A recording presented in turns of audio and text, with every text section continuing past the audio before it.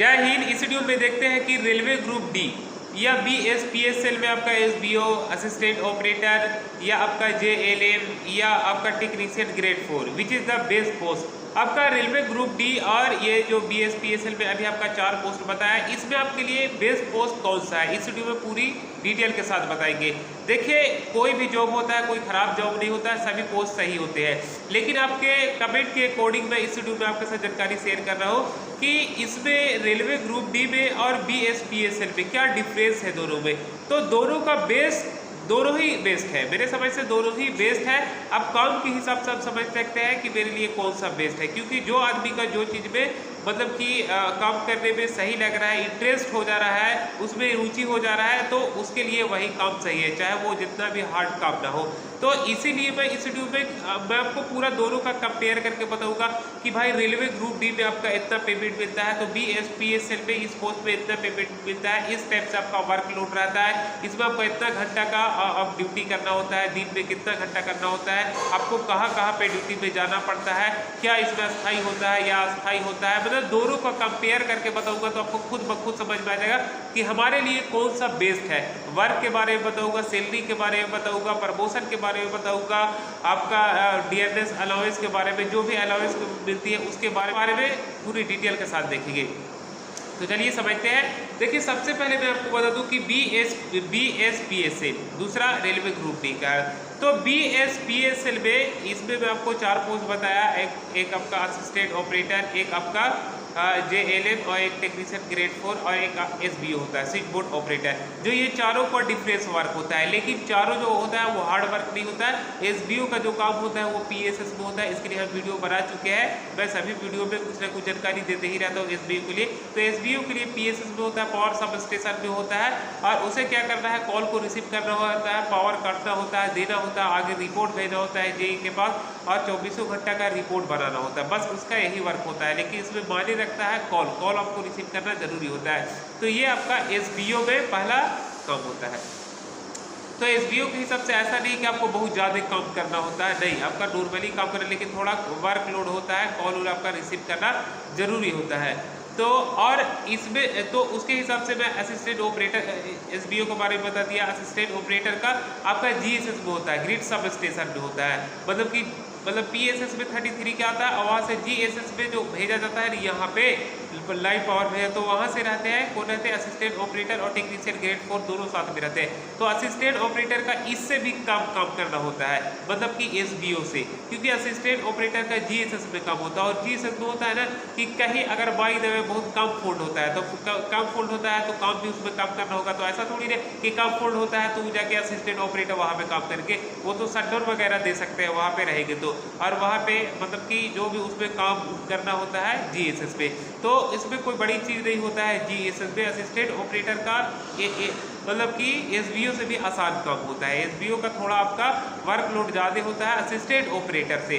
तो assistant operator का यही रहता है कि आपका GSS में रहता है, और PSS में आपका SBO का रहता है। SBO का रहता है कि जैसे लाइन में कोई भी मिस्त्री गया जैसे लाइन में, तो वहाँ से शटडाउन देना रहता है, तो शटडाउन को ध्यान से देना रहता है। अगर गलती हुआ, मिस्त्री का कुछ भी हुआ, तो वो आपके ऊपर और सब रिस्क हो जाएगा। तो इसमें ये होता है SBO का। जबकि असिस्टेंट ऑपरेटर का भी कुछ ऐसे ही रहता है, लेकिन इसमें कोई ज़्यादा नहीं काम करना होता है असिस्टेंट ऑपरेटर का, क्योंकि वो GSS में रहते हैं। PSS में थोड़ा ज़्यादा शटडाउन वगैरह देना रहता है, पावर काटना, यहाँ से वो काटना उठना, रिपोर्ट सब कुछ भेजना होता है, ठीक है। तो इसमें जो असिस्टेंट ऑपरेटर का हो गया, टेक्नीशियन ग्रेड 4 हो गया, टेक्नीशियन का भी कोई खास काम नहीं होता है, आपका नॉर्मल होता है, जो चीज़ भी आपका गड़बड़ हो गया वो आपका होता है। अब बाकी इसमें मैं आपको बता दूं कि ये चारों पोस्ट के बारे में बता दिया। अब देखिए JLM तीसरा, चौथा JLM junior lineman. Junior lineman का आपका होता है जैसे फील्ड में जो भी वर्क किसी भी तरह का फोल्ड हुआ तो वो फील्ड में जाएंगे, शटडाउन मांगेंगे और वहाँ से उनको फील्ड में करना होता है। तो ये चारों पोस्ट के बारे में JLM के बारे में समझ गए। अब इसके कंपेयर करना हूँ रेलवे ग्रुप डी से। तो देखिए, सभी का सैलरी थोड़ा आगे पीछे होता है, डिफरेंस होता है, लेकिन असिस्टेंट ऑपरेटर का सबसे ज़्यादा होता है और काम भी सबसे बेस्ट होता है, चीप एंड बेस्ट होता है। उसके बाद टेक्नीशियन ग्रेड 4 का, उसके बाद SBO, उसके बाद आपका JLM का काम के नज़रिए से देखा जाए तो, ठीक है। इसमें JLF जूनियर लाइनमैन का थोड़ा रिक्स वाला वर्क होता है। अब देखिए मैं आपको बता रहा हूँ कि इसमें सैलरी BSPSL का अगर देखा जाए तो SBO JLF का कुछ यही एवरेज सैलरी रहता है, आसपास रहता है। और टेक्नीशियन ग्रेड 4 असिस्टेंट ऑपरेटर का सबसे ज़्यादा सैलरी होता है, तो थोड़ा आपका ज़्यादा रहता है असिस्टेंट ऑपरेटर और टेक्नीशियन का SBO और JLF से थोड़ा ज़्यादा रहता है। जो असिस्टेंट ऑपरेटर करीबन आपका मतलब कि 40 के अराउंड आपका मिलता है, DNS अलाउंस वगैरह सब कुछ जोड़ जाड़ के, मतलब 40,000 के आसपास। और यही आपका SBO और JLF करीबन 36 के अराउंड आपका मिलता है, 38 और 40 भी आपका हो ही जाता है, लेकिन इतना एवरेज आपका रहता है। ठीक है, तो आपका 40 मैंने 36 से लेकर 40 के बीच में असिस्टेंट ऑपरेटर हो या SBO हो या JLF हो या टेक्नीशियन ग्रेड 4 हो, सबका इतना ही सैलरी रहता है। ठीक है, अब ये इतना ही सैलरी रहता है और मतलब कि असिस्टेंट ऑपरेटर का थोड़ा ज़्यादा रहता है, 2-4 हज़ार जो भी ज़्यादा रहता है, लेकिन SBO को थोड़ा कम रहता है। अब मैं आपको बता रहा हूँ रेलवे ग्रुप डी में, तो रेलवे ग्रुप डी में आपका 25,000 पॉइंट्स ऑफ बेसिक में होता है, उसके साथ आपका अलाउंस जोड़ा जाता है। तो अलाउंस जोड़ जाड़ के स्टार्टिंग पीरियड में आपका करीबन जो रेलवे ग्रुप डी का रहता है वो आपका 29-30 अराउंड आपका यही रहता है, मतलब कि 30,000 के आसपास। तो यहाँ तक आपको यही समझ में आया होगा कि रेलवे ग्रुप डी से यहाँ पे सैलरी इसका ज़्यादा है BSPSL में, चाहे जिस पोस्ट के लिए भी। और काम भी, अब काम के बारे में आपको बता रहा हूँ। दूसरा वर्कलोड इसके बारे में मैं आपको BSPSL में बता दिया, SBO के बारे में भी बता दिया, आपका टेक्नीशियन ग्रेड 4 के भी बारे में बता दिया। अब इसमें क्या है ना कि इसमें रेलवे में अधिक वर्कलोड होता है। जैसे आप पॉइंट्समैन पे है, ट्रैकमैन पे है, तो उसके हिसाब से आपका वर्कलोड रहता ही है। अब भाई जो चीज़ में उसमें काम करना ही रहता है। और इसमें है ना कि भाई अब PSS में बैठ के आपका काम मतलब पावर कहीं पे कोई गड़बड़ हुआ तब आपको कॉल रिसीव करना है, बाकी पावर आपका जा रहा है तो एकदम आराम से बैठ के यहाँ पे पढ़ना होता है। ठीक है, लेकिन उसमें आपको काम करना ही है रेलवे में, तो इसमें ये होता है फायदा। वर्कलोड मतलब रेलवे में ज़्यादा है इससे BSPSL के जॉब से, चाहे जो भी 4 पोस्ट में, ये चारों पोस्ट सही है, बस थोड़ा JLF होता है वो फील्ड का वर्क होता है। दूसरा मैं आपको बता दूं कितना घंटा काम होता है, तो इसमें मैं आपको बता रहा हूँ इसमें शिफ्ट चलता है आपका। JLF के बारे में तो नहीं बता रहा हूँ, जूनियर लाइनमैन के बारे में, लेकिन SBO हो गया और SBO के बारे में आपको बता रहा हूँ इसमें शिफ्ट चलता है।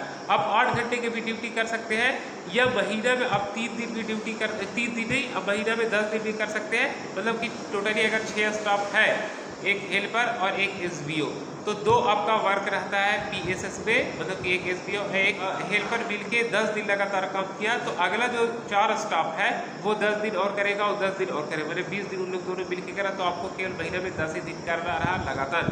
और अगर ये नहीं शिफ्ट चल रहा है तो उसके हिसाब से 8 घंटा का भी ड्यूटी है तो डेली करना रहेगा, उसमें भी आपका वर्कलोड अधिक नहीं होता है।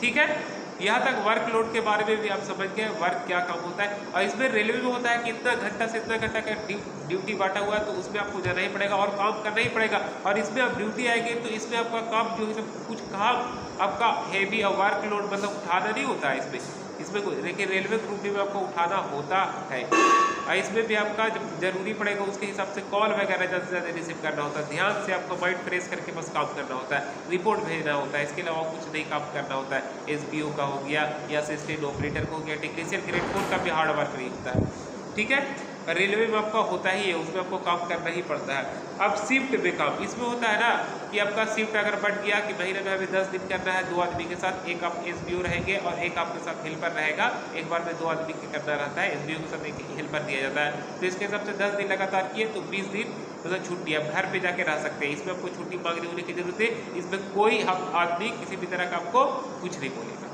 लेकिन आपको जब ड्यूटी है उस दौरान अगर आप नहीं है तो उस समय दिक्कत हो सकता है।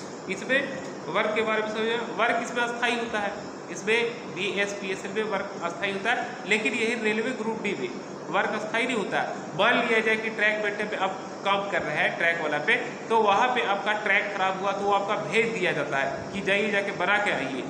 और यहाँ के आपका अगर शिफ्ट इतना बजे से मैंने 8 बजे से 8 बजे तक शिफ्ट है, 12 घंटा का शिफ्ट है, तो उतना जैसे ही शिफ्ट आपका समाप्त हो गया उसके बाद अगला आदमी आएगा, उसके बाद वो संभालेगा कारोबार PSS का या GSS में जहाँ पे भी है।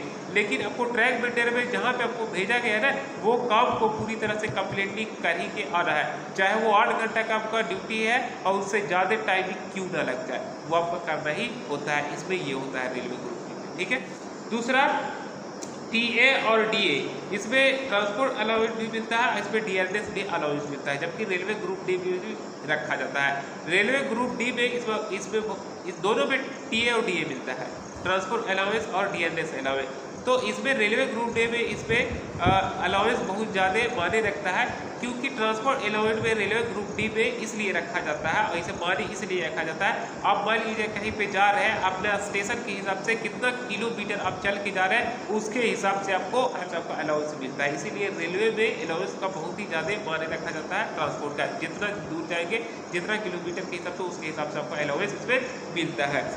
बाकी घूमने की छुट्टी, तो ये घूमने की छुट्टी इसमें होता है ना कि इसमें भी आपका घूमने की छुट्टी मिलता है BSPSL में, और इसमें रेलवे ग्रुप डी में ऑल इंडिया एलिजिबल है, आप इसमें घूम सकते हैं, इसमें ऑल इंडिया के लिए छुट्टी मिलता है। और इसमें मेडिकल फैसिलिटीज दोनों में आपका मिलता है, BSPSL में और आपका रेलवे ग्रुप डी में। और रेलवे ग्रुप डी भी है कि ऑल इंडिया कहीं पे भी हॉस्पिटल का मतलब कि ये मान्यता रहेगा, आप कहीं पे भी इलाज करवा सकते हैं, ऑल इंडिया इसमें छुट्टी की भी दी जाती है। और इसमें नाइट भी होता है हमारे, तो उसके हिसाब से आपका अलाउंस मिल जाता है। तो यहाँ तक मतलब कि जो मैं नोट किया था, जहाँ तक मुझे जानकारी, उसके हिसाब से मैं आपके साथ जानकारी शेयर कर दिया। बाकी इसमें अब आपको मतलब कि कंपेयर करना है, समझना है कि हमारे लिए बेस्ट कौन सा है, BSPSL या आपका रेलवे ग्रुप डी है। और हाँ, मैं आपको प्रमोशन के बारे में नहीं बताया, प्रमोशन आपका रेलवे में बहुत जल्द होता है और इसमें भी आपका होता है, लेकिन इसमें थोड़ा लेट लगता है BSPSL में, लेकिन रेलवे ग्रुप डी में बहुत जल्द होता है। और इसमें जल्द प्रमोशन करेंगे तो उसके बाद आपका पेमेंट भी बढ़ेगा, ऐसा नहीं है। और इसमें रेलवे ग्रुप डी में बहुत जल्द होता है। तो और रेलवे ग्रुप डी है वो आपका सेंट्रल है रेलवे, और ये आपका स्टेट का हो गया। अब आपको हिसाब से सिलेक्ट करना है कि हमारे लिए कौन सा बेस्ट है। आई होप इस वीडियो में आपको दोनों का डिफरेंस और दोनों में आपको बेस्ट समझ में आ गया होगा खुद ब खुद कि हमारे लिए कौन सा बेस्ट कौन सा है। और इसके बावजूद अगर आपको मन में किसी भी तरह का सवाल चल रहा है तो आप हमें कमेंट सेक्शन में लिखें, उसके हिसाब से मैं आपको जानकारी देने की कोशिश करूँगा। या फिर नेक्स्ट क्लास मिलेंगे। जय हिंद।